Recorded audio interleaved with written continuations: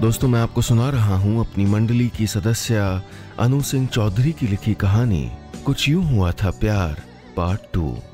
इस कहानी में अब तक आपने सुना, रिया शादी के लिए मना कर देती है क्योंकि उसे लगता है कि तरुण की मां की बीमारी के साथ साथ शादी की बड़ी जिम्मेदारी वो नहीं संभाल पाएगी। अब आगे मम्मी पापा के बिना घर खाली था। दिवाली वाले लंबे वीकेंड पर दिल्ली में रुके रहने की न हिम्मत थी और न चाहत। इसलिए रिया ने एक ट्रैवल ग्रुप के साथ ट्रैकिंग के लिए रूपकुंड जाने का फैसला किया। किसी को कुछ बताने की जरूरत नहीं थी। तरुण और रिया अपने आप ही कट गए थे और मॉम डैड के अलग टाइम जोन के साथ वीडियो कॉल पर उनसे बातचीत की फ्रीक्वेंसी भी अलग हो गई थी। दिल्ली से ऋषिकेश तक का सफर तो आराम से निकल गया था, लेकिन ऋषिकेश से कर्णप्रयाग के खतरनाक और पहाड़ी रास्तों पर सबकी सांसें जरा थम थम के चल रही थीं। ऊपर से घंटों गाड़ी में बैठे रहने की थकान थी सो अलग। रिया को हल्की सी नींद आ गई थी, इसलिए उसको ध्यान नहीं कि आखिर हुआ क्या था, लेकिन उसकी नींद एक तेज धमाके और फिर गाड़ी के संतुलन खो देने से खुली थी। अनायास निकली डरी हुई चीखें पूरी गाड़ी में फैल गई थीं। 2-4 सेकंड में ही सबको लगा कि गाड़ी अब खाई में जाने ही वाली है, लेकिन ड्राइवर की समझदारी से एक बड़ा हादसा टाल दिया गया था। हुआ यूं कि पहाड़ से कटकर एक बड़ा सा पत्थर चलती हुई गाड़ी पर आ गिरा था। हालांकि किसी को चोट नहीं लगी थी, लेकिन गाड़ी का सामने वाला हिस्सा पूरी तरह से डैमेज हो गया था।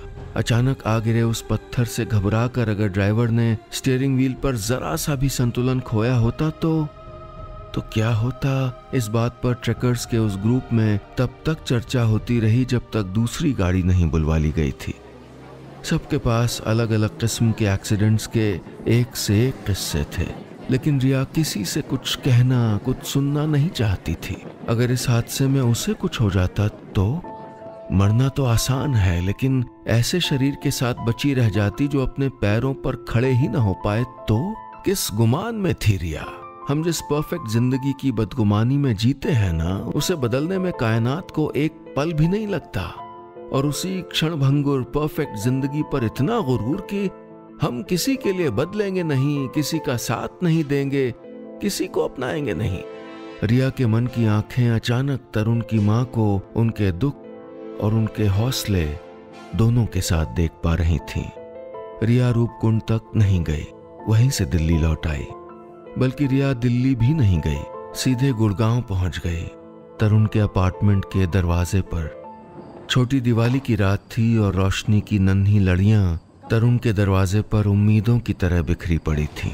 रिया ने न आईना देखा, न सेल्फी लेकर ये देखने की कोशिश की कि वो कैसी लग रही है, और न ये सोचा कि तरुण की मां उसके बारे में क्या सोचेंगी।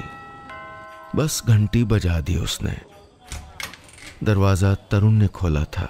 रिया को देखकर उसकी आंखों में उस रोज भी आसमान की रंगत चमक उठी थी।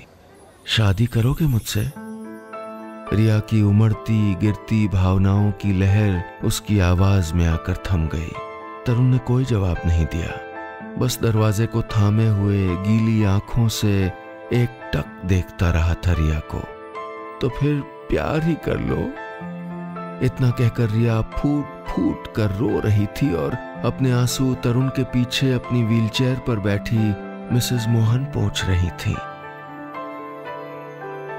बस इतनी सी थी ये कहानी।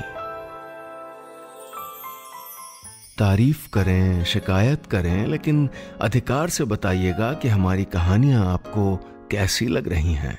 और हाँ, रोज ऐसी ही रोचक कहानियां सुनने के लिए सुनिए यादों का idiot box with Nilesh Mishra season 5 सिर्फ बिग FM पर।